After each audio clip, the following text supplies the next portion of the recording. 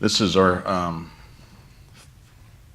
a final case for the church, and it comes at the right time because this is going to be a story that comes from God. If you're wondering who spoke to God, then God speaks through us through the stories. And so we're going to share some of God's perspective of how the church is to fulfill the role of God's vision for the world and our part in it as well. So I want us to think a little bit about taking on the perspective of God, because we've got to mind ourselves at the age of 30, Jesus was kind of thrusted into action to do the very things that God needed him to do. That's very important to this puzzle. Jesus came to show, Jesus came to remind God's people, the Israelites, or what I refer to as the church, that God needed his people to care for his children. All children. Not just the easy ones to love, but all children.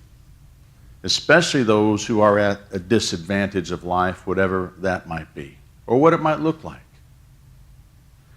God needed God's people to have a heart for those who just can't seem to look or beyond their own sins or their own fears to be what God envisioned for their life.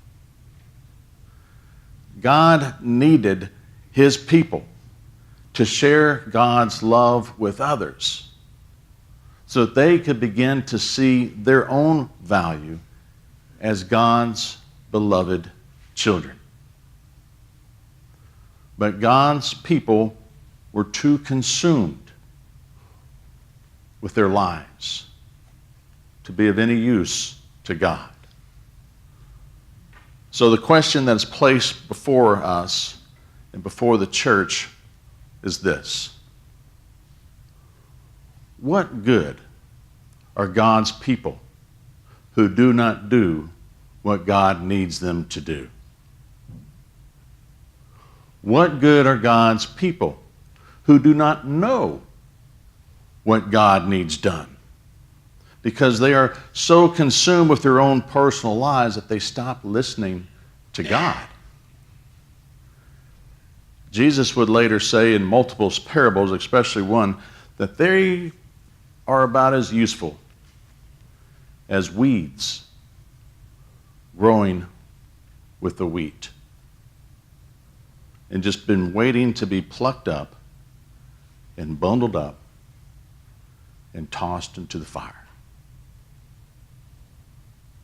Harsh language, isn't it?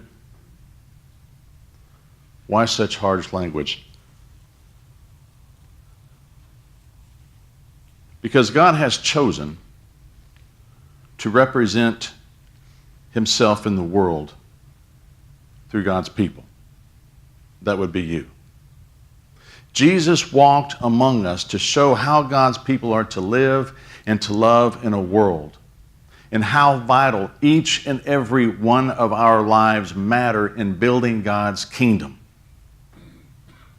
The choice is ours to mature into being the very person that God wants us to be in the image of Jesus Christ himself. If we choose to follow this Christ, then our responsibilities are great, and our work is no small task. I want you to listen to these words after Jesus chose his disciples and their journey began.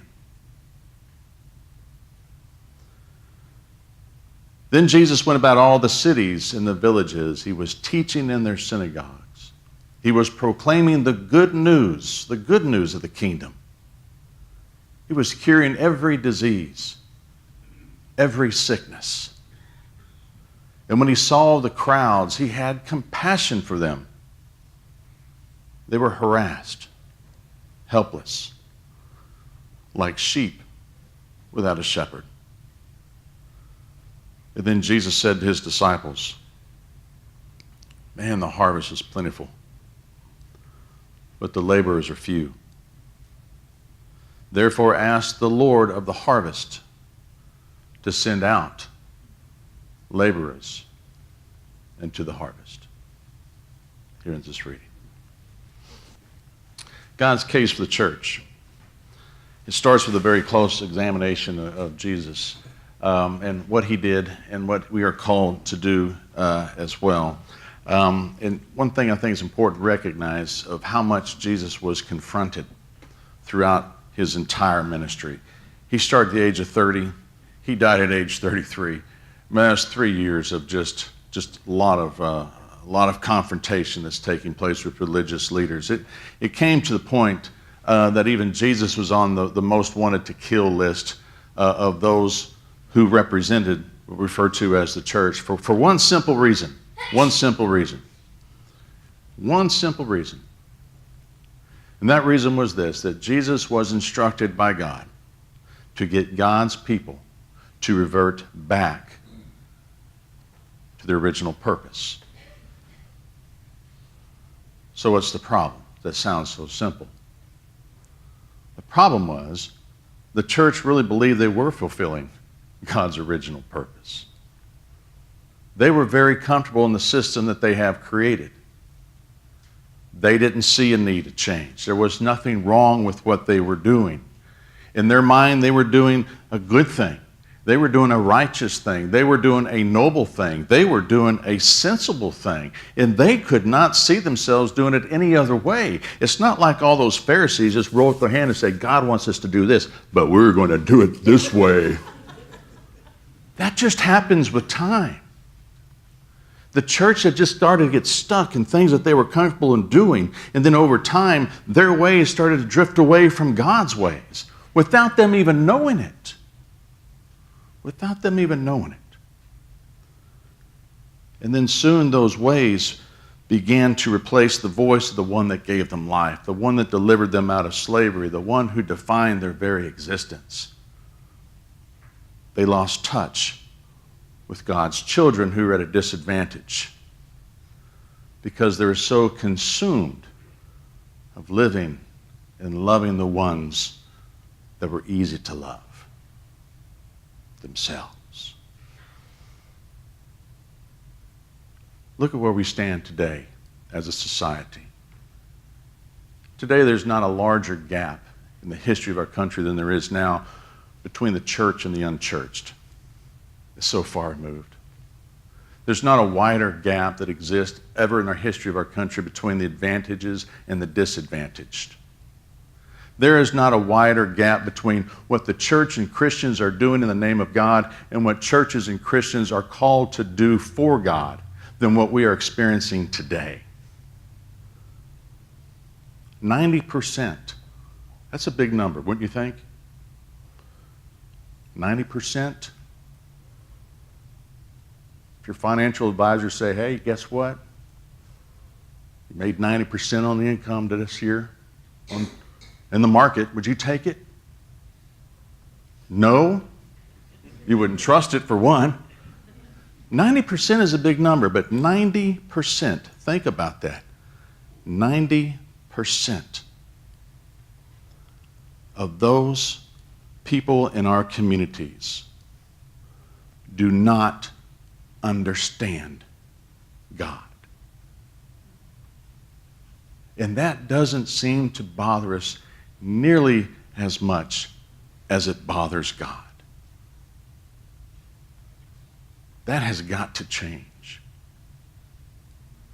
You know, as followers of Jesus, we are to grow every single day into being the very person that God calls us to be, the very image of His Son, Jesus Christ. How close are you being in the image of Jesus Christ in your life today?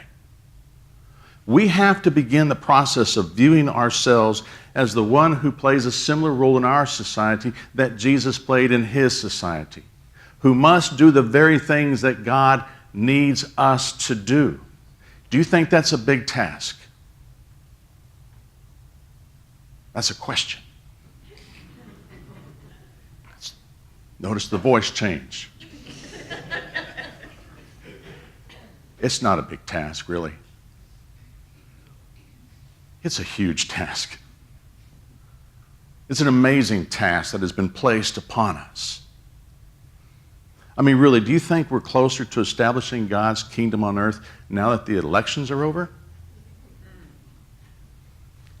Are we now at peace with each other? Is there rest? Well, maybe for half of you.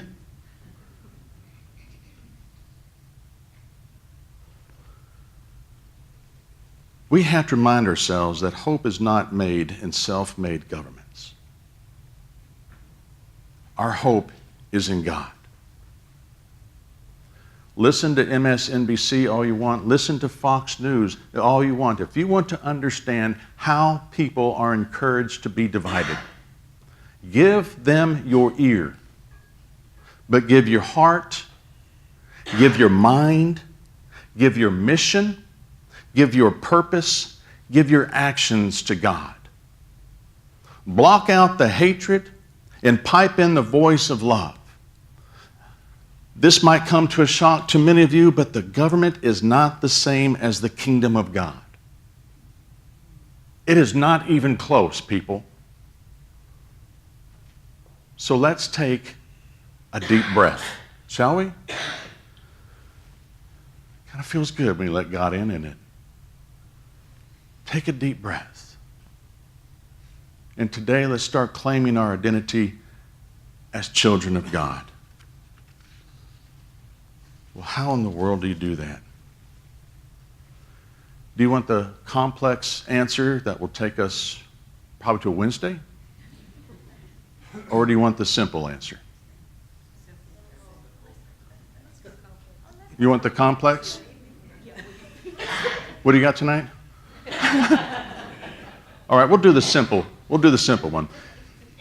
Anybody here of there's an institution down the road named is that TCU? Anybody heard of TCU before? Anybody know TCU football? This is an analogy, okay? The analogy is this: Gary Patterson is to TCU football what God is to God's kingdom, okay? Do not go out and say, Danny says Gary Patterson is God, okay? Now, if you ask Stewart's over there, they will tell you that. And the Littles and everybody else who supports all that. And, well, secretly, I'd probably say the same. But that's different, okay? I want us to think about that. Gary Patterson runs probably the most difficult defense in the country. I got to know this firsthand. My brother's running the same defense up in Nebraska, and he comes down every year, and we have to go sit in front of the coaches and hear it. It's like learning Chinese in Mexico, okay? You got it? It's a very complex defense, and when it's run right, there's not a better defense in the land, and that's a biased opinion, all right? I want you to think about that. So how would I explain to you what that defense is like? Do you want the complex answer? Because I can't give it. Or do you want the simple answer? Nick Orr is a safety for the football team. And he gives his explanation as to how this defense works. You know what it is? No, you don't, because I haven't told you yet, right? Here it is.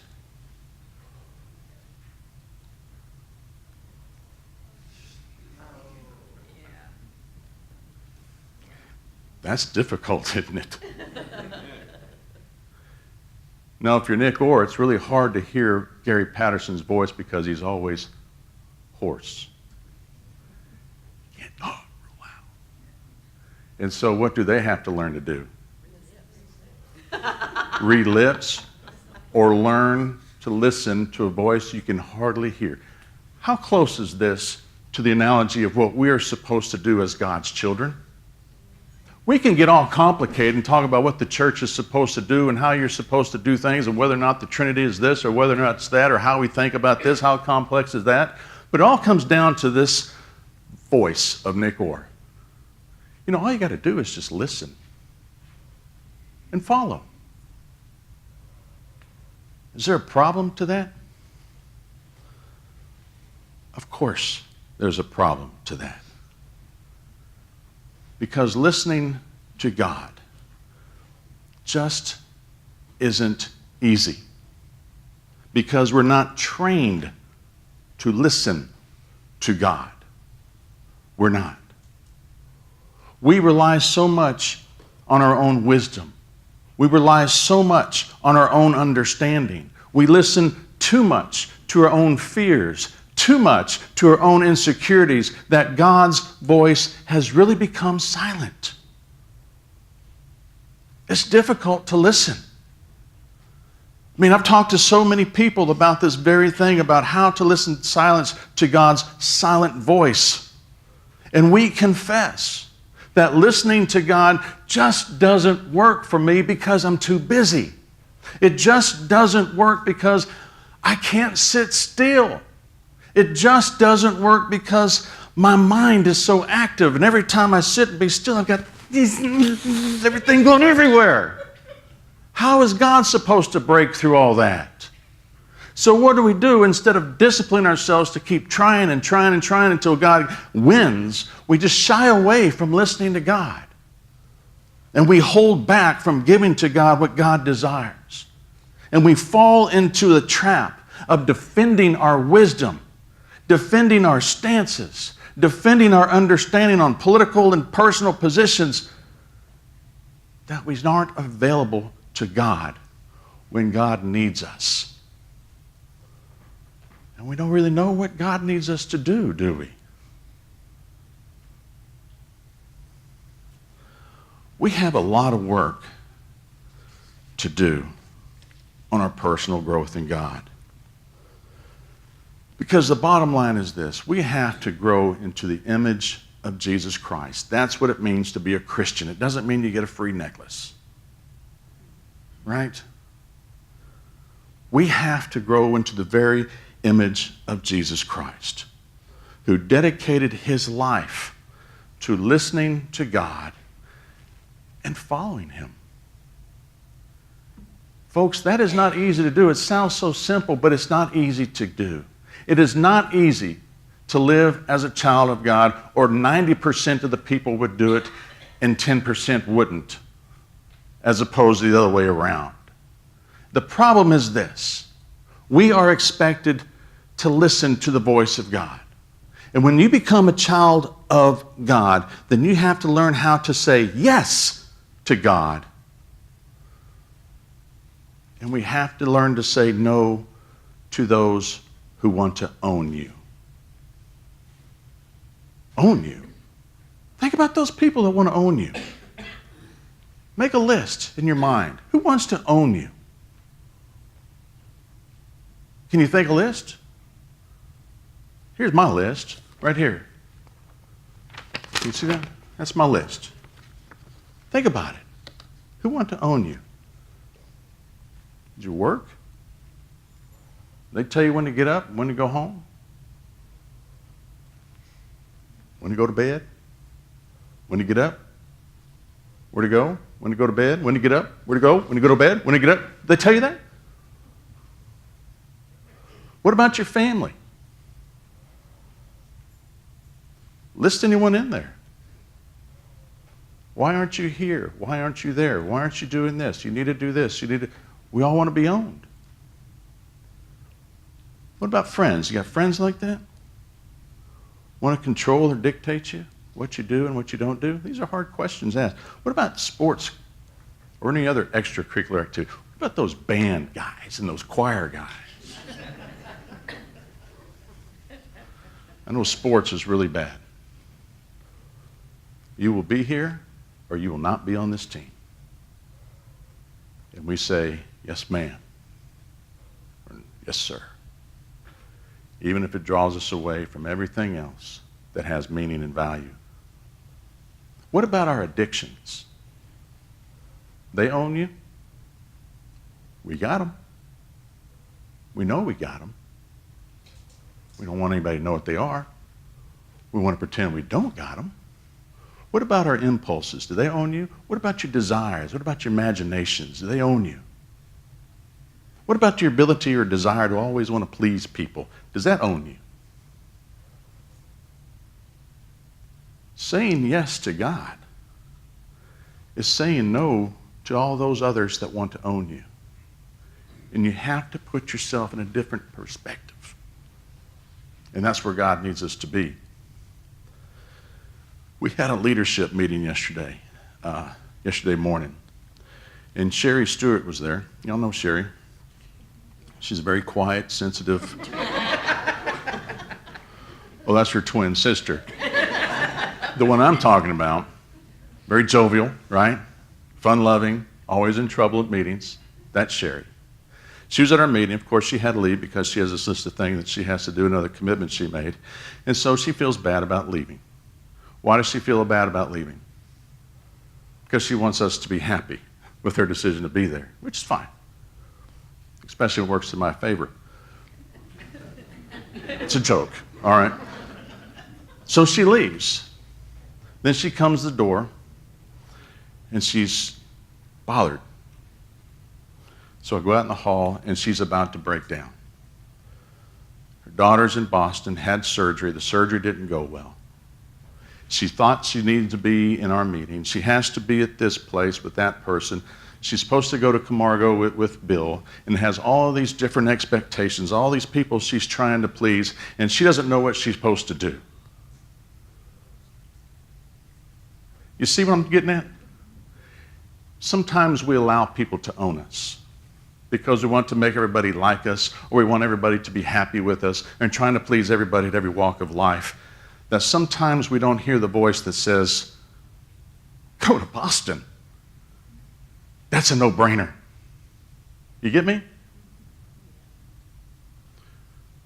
When we choose to be owned by people, we have breakdowns. We have wars. We have chaos. But if God is the center of our lives, then we're going to do the very things that God desires for us to do. And if people have a problem with it, whose problem is it? It's theirs. You think Jesus was having a nervous breakdown all the time, that he was upset because one of the Pharisees were mad at him? Huh? The preacher didn't like it because I wasn't wearing a tie. He didn't care. He was focused on doing the very things that Jesus or that God wanted him to do, which was take care of his people, especially those who are at disadvantage. Listen to God and follow him. Simple but difficult, because we have to put our lives in perspective. And people fear that if I do that, then I'm going to be a horrible husband or a horrible wife or a horrible father or whatever it might be. Does God make things that are bad? No. It'd be amazing what a better parent and person and everything else that you would be because of that. That's the trust factor that we have to come around to doing. You know, Jesus was thrusted into action at the age of 30 to do the very things that he knew that God needed him to do. The question we have to ask ourselves is, how close or how far are you from being created in the very image of Jesus Christ, who took the high road, who took the most difficult road of trying not to please everyone, but instead chose to listen to the soft, subtle voice of God directing him to do the very things that God needed him to do? How close, how far are you from being that person? Because that is why you are here. That is why I am here, is to get closer to being in the image of Jesus Christ, because we cannot underestimate our value to God. God needs God's children, God's church, to do what God needs us to do in the world around us. And God has chosen you to do it. You up to the task?